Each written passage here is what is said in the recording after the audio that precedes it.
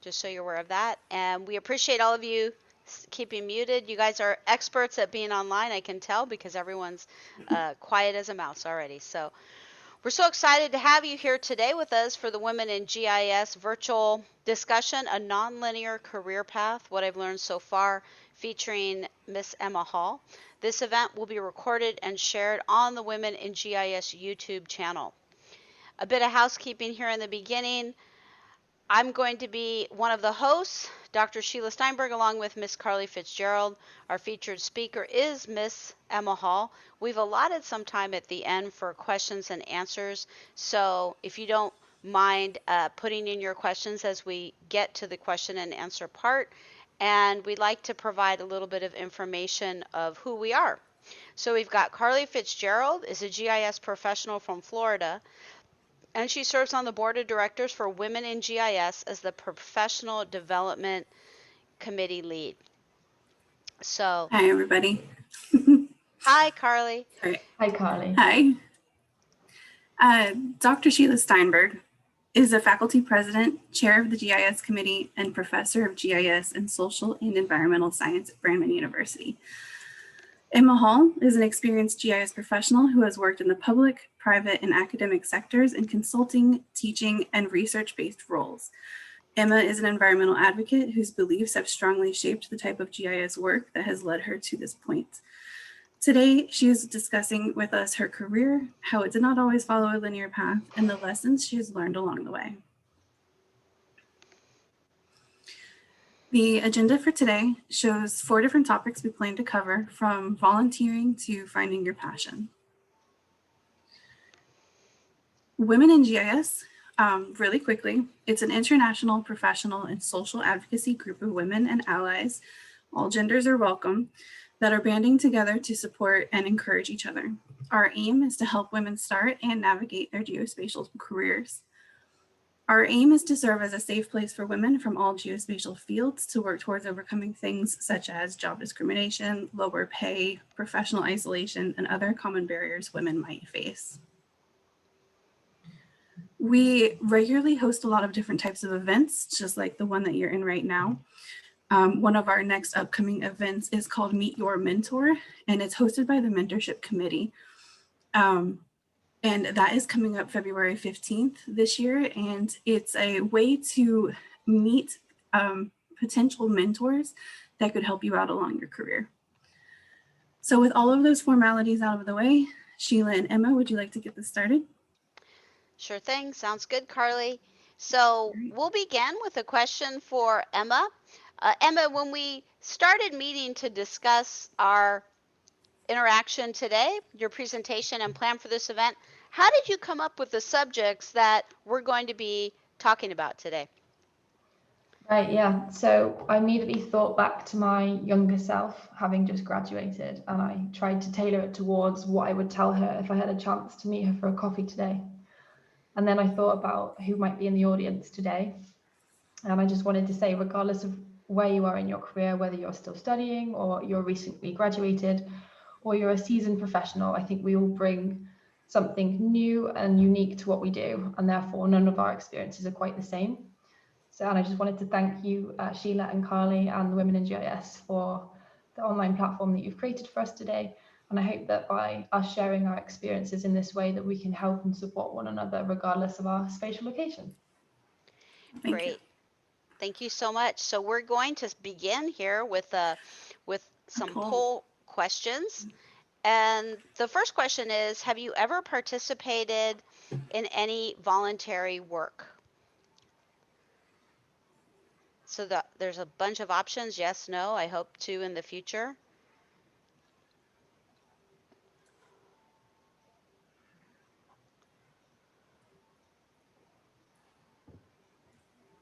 We'll give you guys a few minutes to answer these.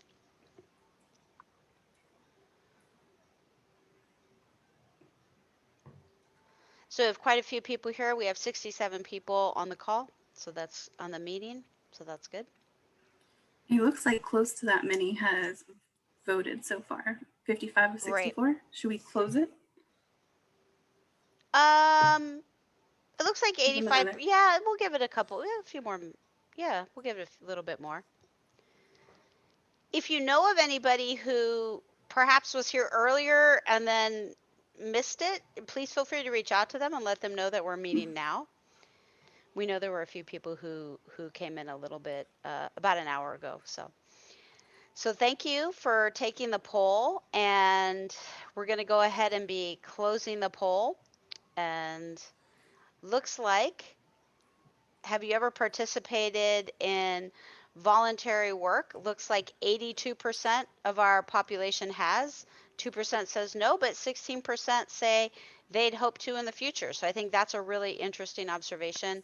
And then we also asked a poll question about GIS. Did you always know that you would have a career involved with GIS? Only 7% said yes, and 93% said no. So that tells you a lot. Um, I'm supposed to be sharing the results. I was looking at them, but you weren't. So now I'm sharing them so you could see what we shared. And also we have our Women in GIS president, Anna Miller, is here as well. Anna, would you like to unmute and say hello to everybody?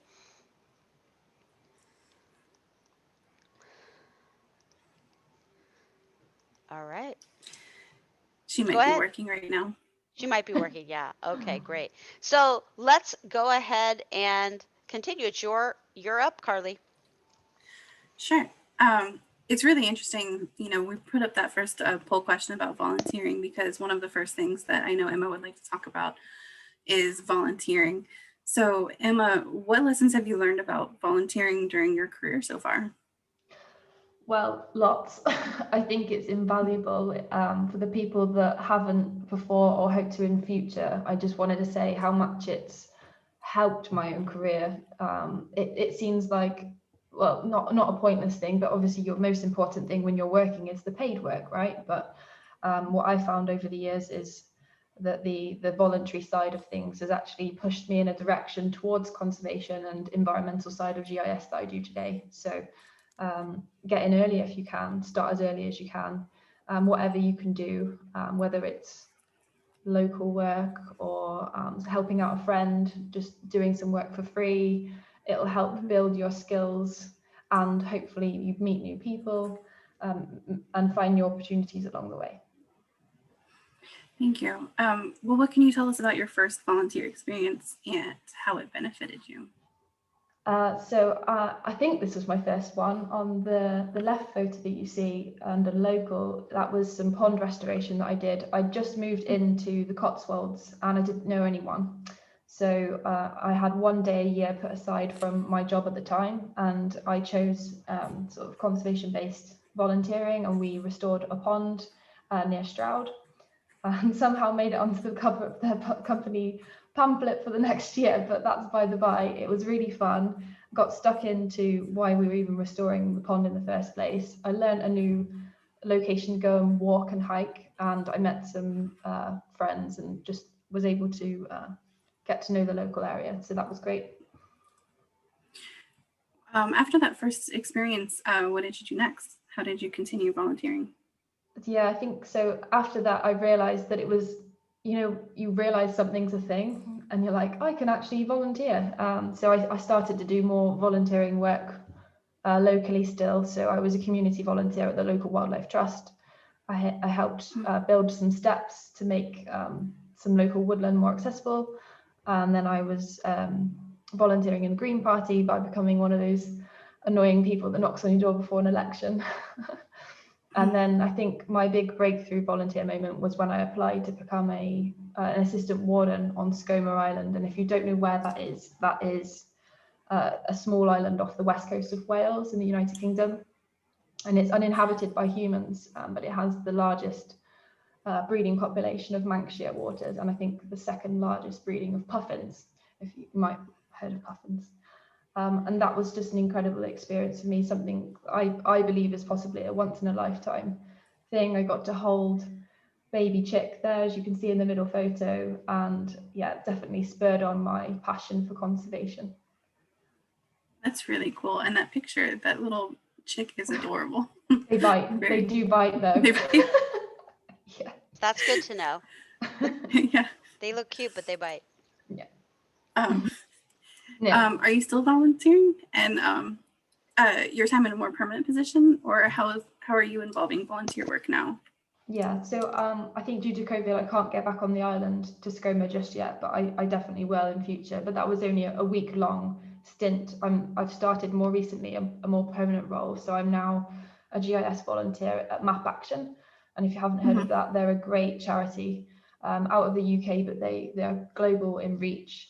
And they go out, they send a small team of volunteers to disaster zones, conflict zones, anything that's needs humanitarian assistance, and they provide that on the ground GIS support to the people that need it most, whether that's figuring out where the roads are blocked, or working out where people have been displaced and what's going on in refugee camps, that kind of thing. It could be so broad.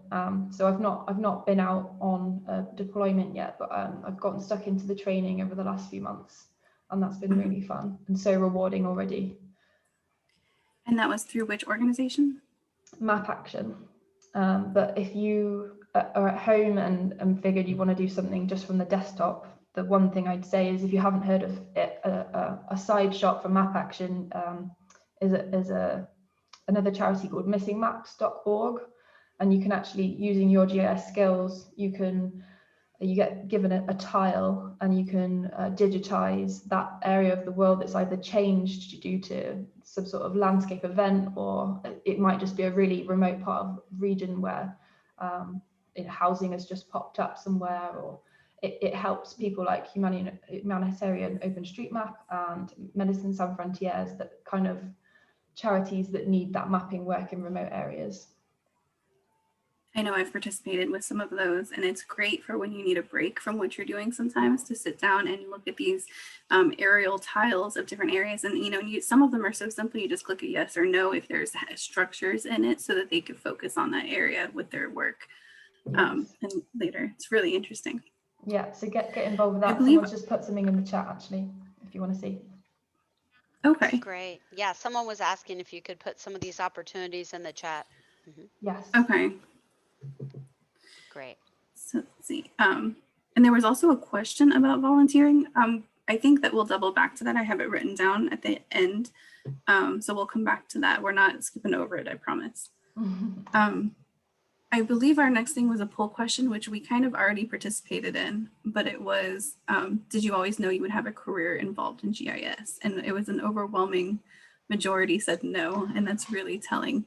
Really, really interesting, isn't it? I think maybe I'm interpreting this wrong, but I feel over the last decade or more, I think as GIS is coming through as a tool, as an application for things that other people want to use it for, it's not necessarily a career in itself anymore. People can pick it up, put it down when they want, and they use it as a tool, as a function of what they're trying to achieve. So they might be in a completely different industry that might just need to use some sort of GIS tool, for example.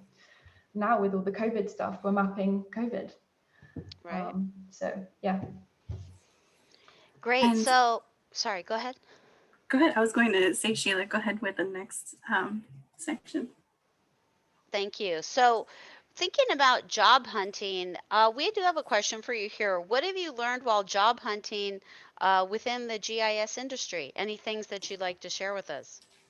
Yes. So I think even if it feels rubbish at the time and you're getting a load of no's, just use the no's to build that resilience within yourself. And that just because you get a no, it's not a reflection on you at all. That would be my first thing to say. And I don't know, things change a lot, and you don't always have to know what you're going to do next is probably a good point. And definitely always be you. And I would say that more just because, I don't know, I feel like in my younger years, I would have been more likely to be a people pleaser and a yes man. And I think it gets you so far, but you have to be true to yourself when you're doing that, and think about what you really want to be doing. So I think that's important. But always be proactive. But it's okay not to succeed straight away.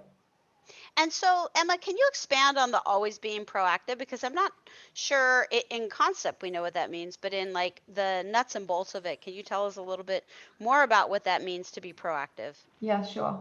So I'm thinking more along the lines of, for example, if you got a no, always push for that feedback.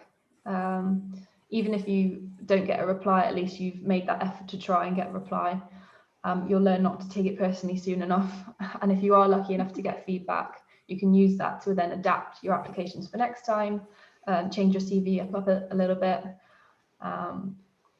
Being proactive, I don't know, for example, taking a job description and cross-referencing it about what it says on that job description on your CV. You know, have you got those keywords in there?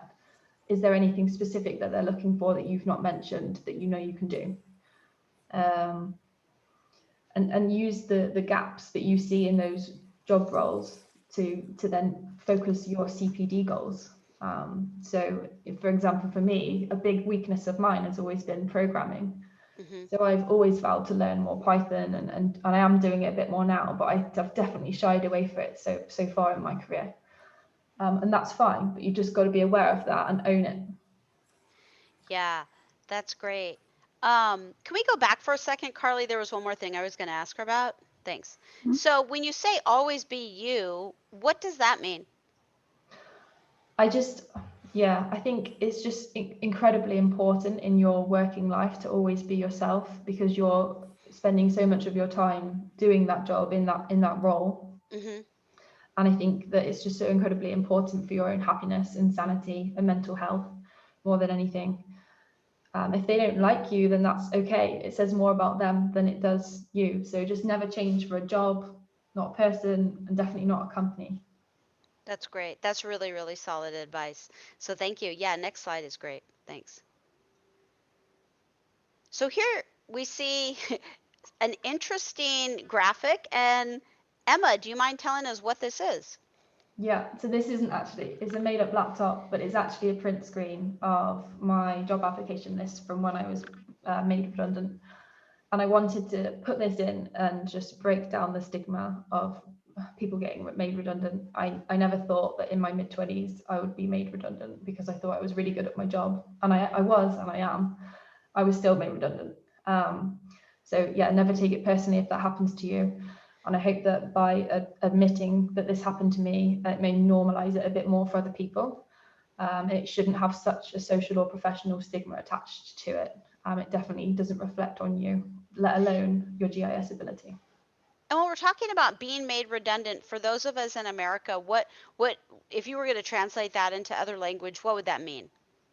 Laid off? Okay, yeah, because we don't use the terminology being made redundant, but we could infer what it means. But thank you for just explaining that. So, Yeah. so this is showing. Go ahead, give us a little detail of what we're seeing here. Yeah, so I'm sure you're all super organized and you've got this kind of thing if you ever job hunting, but I had the job, where it's based, the agency if there was one, the salary grade, the type of role, whether it was permanent or temporary, and whether the location. And then you can sort of start to grade it and say, okay, if I was to choose one of these, which would be my top one, and actually make it more about not just finding the first job that comes up, but trying to tailor the favorite one that you can see out there as well. But while we're on, I've mentioned salary there, I just want to make it clear that know your worth, and never undersell yourself, and never go for something that's more salary than what you've currently been on, because that doesn't mean that you can't do that role. Right. So you're saying don't be afraid to try new things, to go for a move upwards, right? Definitely, yeah. Just Okay, because it's great. on more money, it might not even be a move upwards, you know? Right. That's right. Yes, that's really great. So we're seeing some real positive comments about that in the chat. So I think, yeah, that's a really point well taken. So when we think about GIS, it's a technical field and it is constantly evolving, and that's one of the challenges for those of us who work with GIS. How would you suggest that people keep up with the times?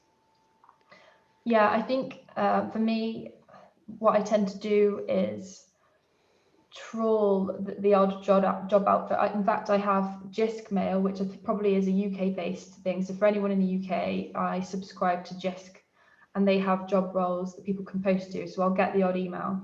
And every now and again, I'll just look at a job role, not because I'm hunting, but I just want to see what is required of jobs that are out there right now. And just make sure that, if you're in a role for quite a substantial period of time, that you're not going stale sounds such a bad word.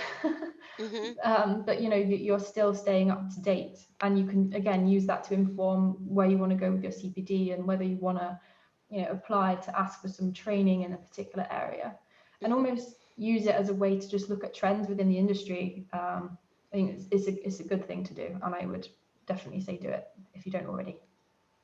That's great. That is really great. Thank you. All right, I'm going to turn it back over to Carly. So we're on to this third lesson, which is acceptance. And acceptance is pretty wide-ranging and broad, but we're going to talk about it professionally. In an industry that's male-dominated, accepting yourself is really important. What guidance would you like to share about acceptance? Yeah, I think it's just probably my most important lesson, perhaps. I think that when I first came into GIS, there was no one really that looked like me. That's true. And so I just want to make the point that stereotypes don't matter. And just as much as I may have judged other books by their cover, doesn't mean that people should be doing the same back. And yeah, you can love GIS, but you can also love anything else. Like I love birds, beavers, wild swimming. Other people might love makeup and fashion and GIS, and that's fine. All of those things are completely legitimate to like at the same time. And it just shows again how different we all are, and we should just be embracing that. Yeah, and just I think especially with now when a lot of us are stuck at home and working remotely, is accepting where you are and what you know, and just using that as a foundation to improve upon, and not seeing it as a negative. I think when you become conscious of what you know and what you don't know, you can then take that and say, okay, well, where do I want to go next with it? So for example, now many of us might not be in our ideal situation, but know that we're on a path to where we want to be, if that makes sense. That's excellent. That makes a lot of sense. Sometimes even very established professionals feel self-doubt about themselves and their career. Can you relate to this? Absolutely. In fact, yeah, throughout my career and my studying before I started my career, now I'm studying again, I would say the biggest thing that I've felt in terms of self-doubt is that, if you've heard of it, imposter syndrome. And it's again another thing I want to talk to you all about, because again, it's that stigma. When you have those feelings of self-doubt and you feel like you're an imposter in whatever scenario it may be, 9 times out of 10, everyone else is probably feeling it and thinking it too. So you have to sort of just remove those negative thoughts from your head. Really, I think I've struggled with it on and off throughout, but I know I'm not the only one. So there's you may have heard of her. There's a Dr. Valerie Young, I think. She's a big speaker. She's done TED Talks. She's written books on this kind of thing. I think her book is The Secret Thoughts of a Successful Woman. If you want to, I'll put it in the chat later. Please remind me if I don't.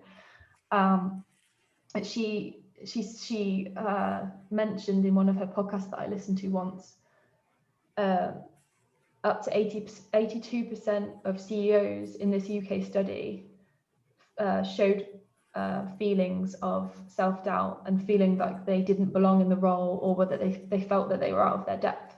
So if that's our leaders and our managing directors feeling like that, think about the rest of us, So it just, yeah, I think it's breaking down those barriers of, yeah, we all may think that, but I think a good way to try and stop the imposter syndrome is to reduce those negative thoughts that you might get internally, and actually have a bit of self-compassion.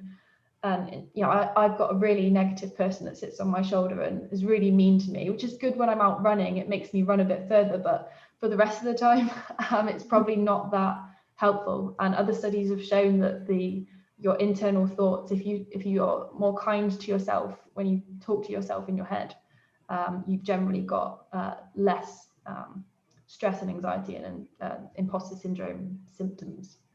So yeah. And that's excellent. I know I've struggled with imposter syndrome myself as well. And I know something that I do is I keep track of my accomplishments. That way, you know, sometimes if you don't use it every day, you lose it or you forget that that's in your wheelhouse. Do you do anything like that to help yourself? Yeah, I think what I've learned is to just try. That's the key word. Try not to compare myself to others, because again, like I said at the start, we're all on completely different paths. And whether that's your own cohort and you were graduating with them and you want to go and see, I don't know what they're doing 5 years down the line, that's fine. But you shouldn't be comparing, because we've all done completely different things. So yeah, try and compare against your own targets and your own goals. It's nothing to do with anybody else. This picture that we have up here, can you tell us a little bit about it? Yeah. So yeah, I guess it kind of ties in quite nicely with not wanting to compare yourself to others. It's just a little photo to show that I was the only girl in drone school. And that's okay. I think, you know, I held my own. Maybe I might not have as much when I was a bit younger, but I feel like, I don't know, you grow, and every time you do something like this and you have those experiences, you just build that resilience and you get a bit stronger. I think I got the second highest mark in the whole class, so there we are. Nice. Yeah. And if anyone in the audience is interested in drones and aerial imagery and actually becoming a drone pilot, you should follow Women Who Drone on social media, because they're a great supportive organization. Can I ask you how well you were accepted, being the only woman in that drone school, in that class? Oh, I feel like if it was an all-male class, it probably would have got a bit more rowdy. And there's nothing wrong with that, but I kept seeing the instructor wanting to go down the banter route a lot, and then looking over at me and going, oh. So if anything, I kept them on track by having me in the room. But no, I know a lot of the people in that photo. I knew about half, and then I didn't know the other half. They were from all over the campus in different departments, but the people I knew are really supportive and knew I belonged there just as much, or even if a bit more than they did. So yeah. Well, thank you. I'm going to throw the next lesson over to Sheila. Great. So we're into the lesson You're number muted, 4. Sheila. There you go. We're into lesson number 4, finding your passion. And clearly you're someone who's followed your passion. So why do you believe that being passionate about a job helps people? I just think it breeds happiness in yourself, but also, you know, you're so much more fulfilled. You know, you've learned this skill, this GIS technical skill, and to put it towards something you're passionate about just gives you so much fulfillment when you can do two things at once. You can use that skill and apply it to something that you care about. So I think that's incredibly powerful. But what's also so good is when you're happy and inspired, you're then infectious to other people. And whether that's your immediate team or friends or family, I feel like you can have such a positive impact on wherever your environment is. So yeah, that's probably my first point that I'd say about that. That is such a good point, right? Because we all like to listen to someone who's positive and be around them versus someone who's being more negative. So thank you. That's really Negative good. Nelly. Yes, negative Nelly, exactly. So can you tell us a little bit about your successes and how you've built on them? Because you've clearly had quite a few. Oh, I don't know about that. But I think we should all follow Carly's route and actually start writing down the things that we're doing that end up going right. And I should do that more too. I've probably only started doing it in the last few years or so because of my studying. It makes you reflect some of the modules I was doing. It makes you have to write them down. So you have to think about these things. So I think, yeah, if you're not already writing it down, then definitely do. I think, well, if we talk about the photos, I think that might be quite nice. Yeah, that would be great. So the first photo on the left under network. So I'm going to take this as a little success. So the little story that goes with this So this is me and Wanhua Cheng, and she was in the first Women in GIS book published by Esri Press in 2019, I think. I bought this book for my students at the University West of England at the time, and I had it out in the GIS room, and I encouraged everyone to read it if they just wanted a break from the screen. I read all the stories and I was fascinated and inspired by them, genuinely enough so that I didn't care that I was going to contact them on LinkedIn and actually start saying how incredible you are. Started fangirling some of the people in the book, and one of those people was Wanhua. And we ended up starting a dialogue and networking on LinkedIn. And then I was lucky enough to have the opportunity, well, in fact, I was lucky, but I also grew the balls to ask my work whether or not they'd send me across the Atlantic to go to the Esri conference in San Diego. And I wrote that business case. So that's another point, is don't just think about it, do it. And the worst they can say is no. I ended up going to the conference, and I told her I was going to be at the conference, and we spent the whole day together, well, the afternoon and the early evening, and I got to meet her father, and she told me her whole story, and she was just incredibly inspiring. And I got back and told my students about it, and it was just such a lovely finish off to the story. But one thing she did do, I asked her to write a little note, which I was going to find tonight, and I completely forgot, but I had a photo of it on my computer somewhere. I said, look, I've got all these students back home. I'm sort of representing Bristol here and being over in San Diego. Is there anything you'd say to them, like something that you might want to write down as an inspiring few words? And she wrote me a note, and she wrote me a whole paragraph for them. So I'm incredibly grateful to Wanhua for that. And it just shows the power of networking and how far it can take you. And I think she's on the call. She's here, yeah, she's here. So hello, and it was lovely to meet you. And I'm so glad we're connected on LinkedIn, and I just see her updates. She now works for Google. She's doing incredibly well, and I'm glad to call her my acquaintance. So yeah, that's great. I think if we've got time, I'll talk about the middle one, which yes, is we have under time. the grow. We have time. Mm-hmm. So this is me and my dog Woody in I think we're in the Austrian mountains there. And but that's actually the cover shot, the Map Action. And I've wanted to be part of the Map Action organisation for as long as I found out about them. So I think when I was going to the Esri UK conferences every year, they would usually have a stand or a stall. And back when I was an early grad, knowing that I didn't have enough experience, maybe at that point, I knew that at some point in the future, I was going to volunteer for them.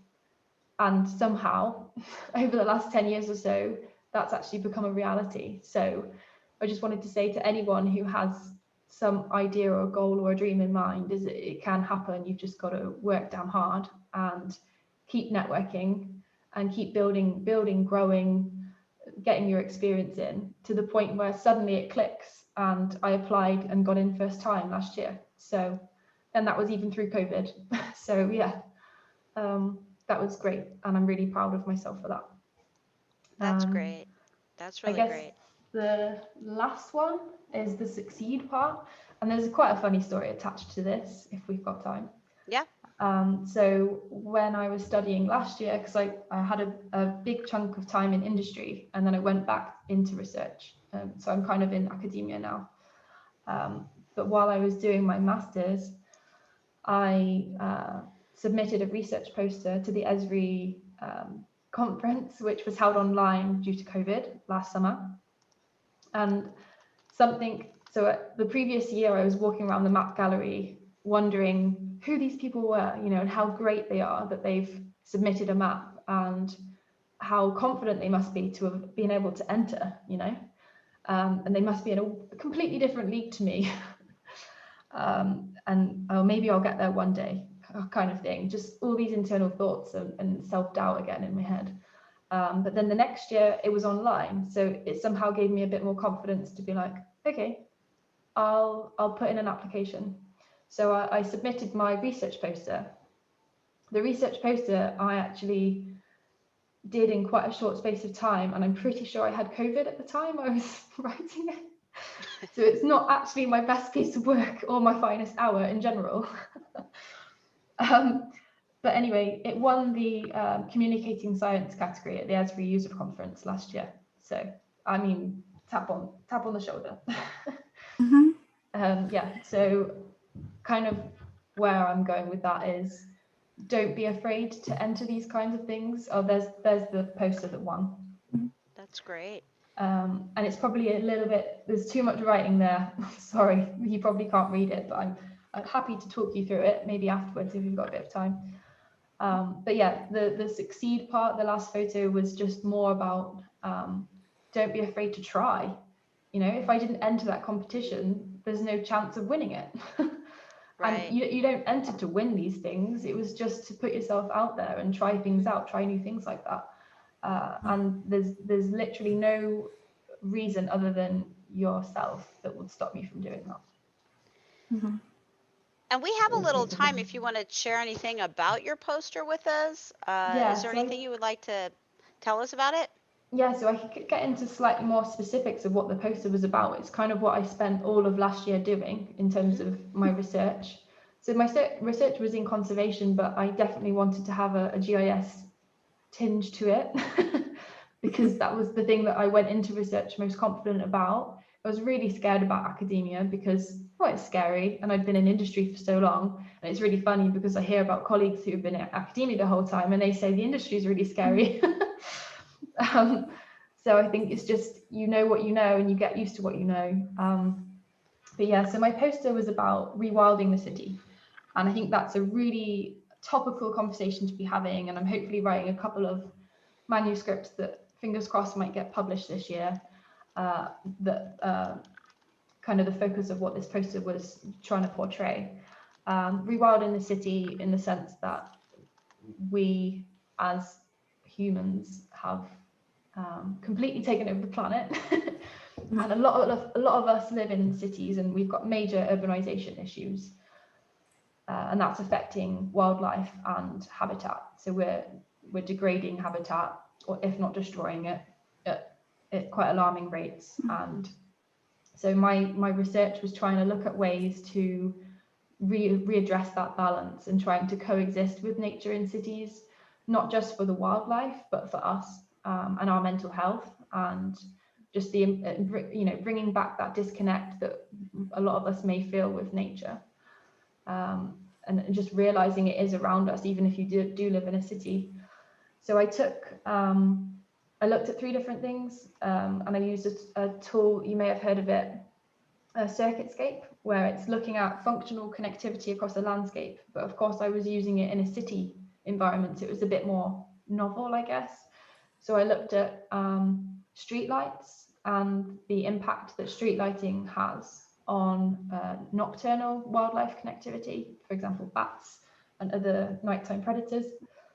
And I looked at how streetlights might affect wildlife routes in a more general sense across the city. And I was also going to look at noise pollution and traffic, which the street lighting one is the bottom yellow map. Again, it's too far out to really see.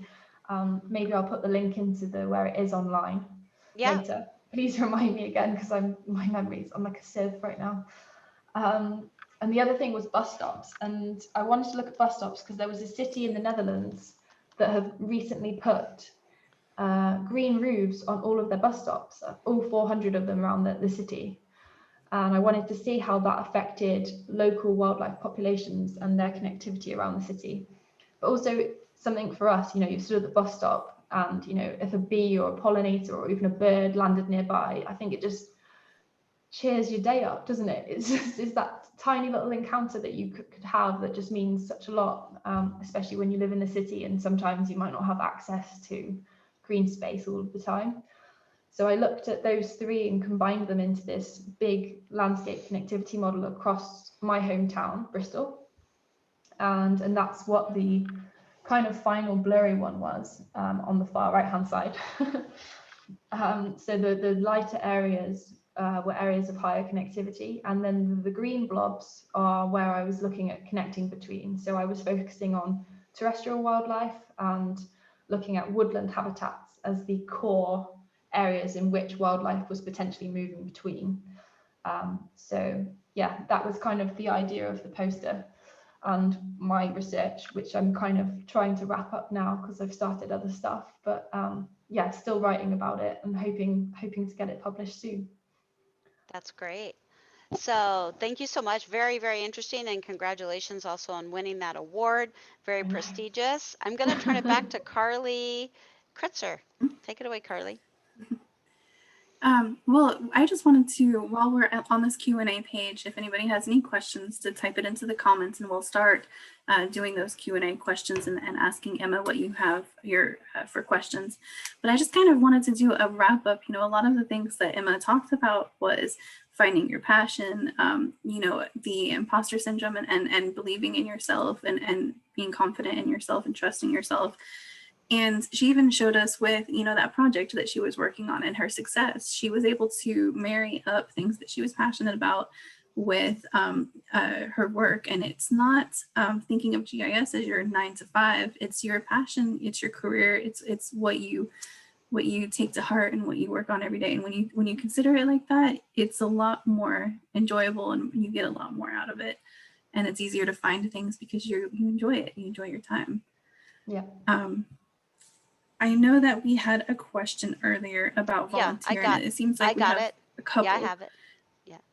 I think the first one was tips for finding volunteer opportunities, which I know we put some links in, but Emma, what do you have to suggest for tips for finding volunteer opportunities in GIS? Well, I think for me, I didn't necessarily start off volunteering in GIS. So I just started locally and started to find out where the local organizations were. And in fact, you know, the people I was doing the pond restoration for right at the start that I talked about, she emailed me the other day and said, would you want to do some GIS for us? So it went from, you know, having that one-time pond restoration day and networking there. And I've maybe been in touch on and off over the last few years with them. And they know I do GIS and they need some GIS stuff done. So she now knows of me, you know, making yourself available and putting yourself out there is incredibly important. And I know possibly a few years have passed, but she remembered me, and she's emailed me. So I think, yeah, finding local people would be great first. I think as well, in terms of volunteering, joining joining GIS societies and other associations as a more formal way to network, and finding out, even using LinkedIn as an example, you know, who do other people follow if you don't know the names of the societies and that kind of thing. And even just a quick Google search will get you some way. And while we're all online, there's a lot of stuff happening virtually, you know, like this today. But for example, if anyone is particularly interested in the conservation angle of GIS, there's a Society of Conservation GIS meeting happening in a few hours today. I might not make it because it's going to be 1 a.m. for me, but I would encourage any of you stateside, if you have time, to go along. It's just a Q&A and a networking thing. In terms of volunteering, though, I think it's try and get that face-to-face with people if you can, because I think that gives you the opportunity to explain your passions, and also they can then come up with suggestions for, actually, well, have you tried these people? And it just grows from there, and your network will just slowly build over time. That's all I can say really about the volunteering side. Thank you. And I think, Sheila, you have a question from Kayla. Sorry. Yes, So Kayla shared this question earlier, and I told her we'd make sure to get to it. So it says, one of the challenges I found with GIS volunteer opportunities is the level of experience necessary to take part. When you're trying to build up your GIS portfolio and volunteer, where can you get involved? So it sounds like you spoke to that a little bit, but maybe just reiterate that point again. It sounded like you said you didn't have to be GIS. It could be volunteering with an organization tied to your passion. Yeah, is that what I heard? Definitely. I think that, to begin with, I didn't start doing GIS stuff.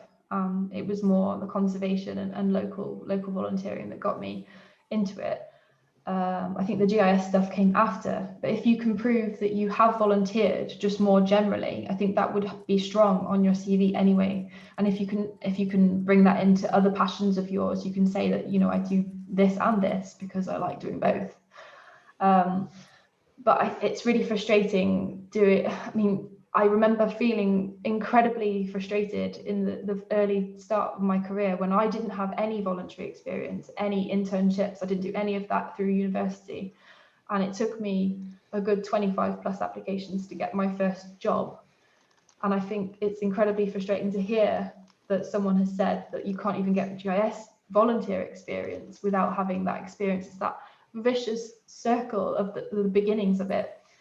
Just keep being resilient and keep asking, keep asking, pestering. I don't, you know, you can see it as that, but they're not going to see it like that. And I think the more you get your name out there, the more they'll remember you. And as soon as you get your first gig, you'll be away. Thank you, Emma. We have another question here from Hannah, and it looks like it's at least a couple parts. She begins by saying, I'd love to hear what you studied and worked as before academia, and also your journey from study to industry and from industry to academia. Thanks for the great talk. Okay, I'll try and be succinct because I don't know how much time we have left. Okay, so I studied a bachelor's in GIS, and that was purely because I loved geography at school, and I was on this particular scheme where I had to do something engineering related because I was on this, I was on a sponsored scheme at the time. Mm-hmm. And I didn't want to do engineering because, and I know it sounds stupid now, but my former self, again, wasn't as confident and didn't feel as able. I never thought I was clever enough to study engineering. And I know now that that's stupid because my partner studied engineering in the same school as me, and I did so much of his work. I helped him write his dissertation. So yeah, that's, yeah, stupid now thinking back. So yeah, I studied a whole bachelor's in GIS, and then I got my first GIS job working in local government, and that was just a temp contract, anything I could grab at the time. Mm-hmm. And then as soon as I had that first chunk of GIS experience on my CV, it was incredible how much more jobs went my way. And then you started to have a bit more choice. So then I had a choice between a utility company, a renewables company, or an oil and gas after that. And I immediately went to the renewables because, again, it was just starting to follow my passion. I know it just sounds a bit corny, but it's genuinely true. There was no way I would have gone into oil and gas, but I respect people that do that. And I have friends in the industry, people who I studied with for my bachelor's. It's just not something I'd want to be doing with my time, that's all. So I worked in renewables in a sort of consulting type environment. I sat with ecologists, landscape architects, and we did environmental impact assessments of turbines and solar farms and that kind of thing. And I learned so much during that time, not necessarily about GIS, because I felt like I'd already built up quite a good portfolio of what I could do with my GIS skills, but it was actually more how to be in a professional context, you know, growing up in my early 20s.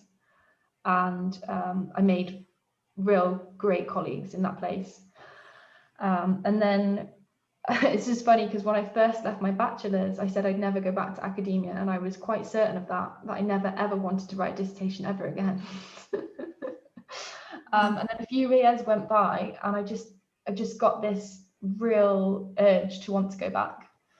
And so yeah, and a few years ago, I started. I moved jobs. That was what I was made redundant, and then I moved into teaching, and that was incredibly rewarding. So anyone on the call that I used to teach, I loved that job so much. Yeah, it was so fun because you could dip in and out of other people's projects, and you know, there was such cool things happening with the student projects. You know, people working on saving elephants in Kenya, warty pigs out in the Asia Pacific, even pollution in Bristol, which is my hometown. And this was all applications of things that they wanted to do that they needed GIS help with. So I loved that job, and getting back into academia, but in the teaching sense, just made me realize, well, I really want to do it for myself again and do my own study, my own research. So that's when last year I showed you the poster. I did my master's in research in conservation GIS. And then last year I also then applied for a PhD. So I'm now 3 or 4 months into a PhD. So that's it in a nutshell. Thank you. That's really great. Well, I don't want to miss this comment, and it's so wonderful to hear about your background. And I don't want to miss this comment from JJW87 at bath.ac.uk. He said, I just want to, this could be, I don't know who this, I just wanted to say a huge thank you to Emma. Emma helped me with my master's a few years back.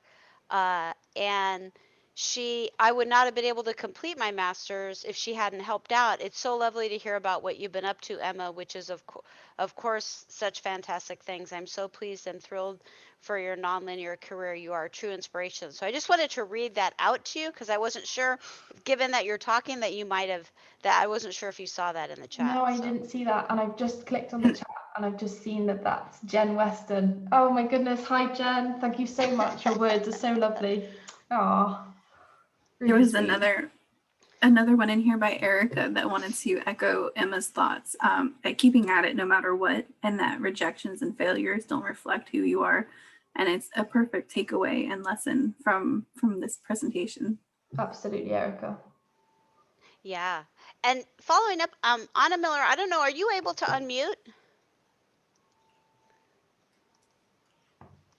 I don't know if she is, but anyway, Anna Miller shared, she's the president of Women in GIS, and she shared a really useful post. She said if anyone would like to get some volunteer experience related to GIS as a beginner, Women in GIS is looking for volunteers. We are in need of some volunteers for map development and fundraising as well. So, and then she puts contact there, admin at womeningis.org. So anybody who would like to get volunteer experience who doesn't have it, please feel free to reach out. Yeah. Yeah. And also, if you're interested in GIS aspects of conservation, reach out to me as well. I'm sure I can point you in the direction of some of the contacts and people that I've come across along the way. Great. Other questions or comments or thoughts that you might want to share, Emma? We have about 10 minutes. Oh, just really happy to have shared this. It's crazy in a way that I feel like I've even been given this platform, and I'm very grateful to you guys. But it just shows you how anyone can do this kind of thing, and we all have the right to speak up every now and again, and that's okay. Yeah, I just think it's nice. The more people from different backgrounds and just the more diversity we can have speaking in these types of events is the better, really, because then someone in the audience will recognize themselves in that person and hopefully inspire the next generation of people. So yeah, I'm extremely happy that you asked me to do this. That's great, Emma. And I think, oh, sorry, go ahead, Carly. That's okay. I was just going to comment, Emma, I know we've met quite a few times, and I always appreciate your flexibility working with us. I know we're all across different time zones and everything, and it's late at night where you are currently. And so we appreciate working with you on all of this. And even just during this talk today, you're giving me ideas for future professional development, like workshops where we could kind of discuss the nuts and bolts of, how to best situate yourself. And like that picture the screen cap you showed of your, the places that you've applied to and keeping track, something like that, and I also have something that I keep, for myself for professional development, so I can keep track of what projects I've worked on and things like that. So you're giving me great ideas for future events as well in this presentation. So I appreciate it so much. And Sheila, if there's anything else, any other comments or questions? Yeah, there's a question that came in here.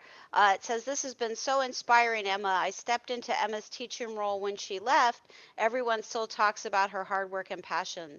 Big shoes to fill. So, I think, I think what this is reflecting, Emma, for all of us is that a lot of times we're so busy busting it out, working hard, achieving, succeeding.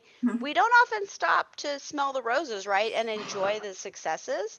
But when you do something like this and people come and they hear your story, and then your people from your past come and you go, wow, I really did impact that person. Wow, I really, sometimes you just help people as part of your daily life, but you don't really necessarily stop to think about the impact. But clearly, you're an individual through your career path that has wound in different ways. It's really impacted quite a few people, right? And I think that's quite important to note. Thank you, Angeliki, for that. And she has no idea. She could be up doing this talk right now. She has such interesting things to say, and that could be a possible speaker for the future, actually. You were asking on the LinkedIn feed the other day. Right. Okay. There's one last question here that I see that maybe we can use to wrap everything up. And from Mia, what programming language is most important to learn to support a GIS career, and where to learn it for free? Yeah, I would probably say Python for me, because it's the most ubiquitous and it's free, and it's written into a lot of the other programs that we use in GIS, and it's just so heavily compatible with the different softwares that we use. Yeah, so in terms of free things online, I can see a few people putting things in the chat. If you're in education at the moment, your institution is most likely going to have put available resources. For example, LinkedIn Learning have some really good videos of introductions to different things, including Python. Yeah, I'm only really getting stuck into Python in the last 2 years or so, and I've avoided it for such a long time. But yeah, Likewise. But just don't, though. It's kind of my advice, is that if you can think of one weakness, don't let it be a weakness. Use it to become a strength. So yeah. Well, thank you so much. Sheila, do we have anything else, or are we going to wrap this up?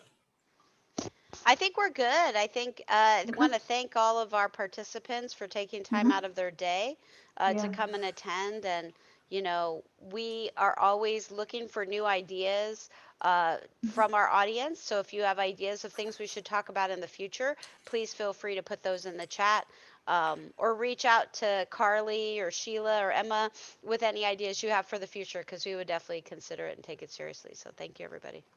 Yeah, and there's a lot of things that I maybe couldn't answer because I'm being put on the spot, but feel free to email me, and then I can actually take some proper time to email you back and provide a few links to different resources and things. Be happy to do that. Yeah. Great. Well, thank you, Mia. I can't believe we finished on time after all of that.